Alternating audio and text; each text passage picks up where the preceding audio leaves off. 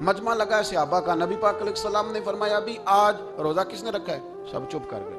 حضور نے دوبارہ پوچھا تو جناب صدیق اکبر بولے، عرض کی حضور آپ حکم نہ دیتے تو میں نہ بتاتا، یہ اللہ نے آج مجھے توفیق عطا فرمائی۔ تو حضور علیہ السلام نے فرمایا آج جنازے میں کس نے شرکت کی؟ عرض کی حضور آپ حکم نہ دیتے تو نہ بتاتا، یہ اللہ نے توفیق مجھے عطا فرمائی۔ فرمایا آج کس نے مسکین کو کھانا کھلایا ہے؟ عرض کی یا رسول اللہ صلی اللہ علیہ وسلم حکم نہ دیتے تو نہ بتاتا، یہ اللہ نے مجھے توفیق عطا فرمائی۔ فرمایا کس نے آج لوگوں کو دین کی دعوت دی؟ عرض کی حضور اگر آپ حکم نہ دیتے تو میں نہ بتاتا، یہ بھی خدمت اللہ نے مجھے عطا فرمائی ہے۔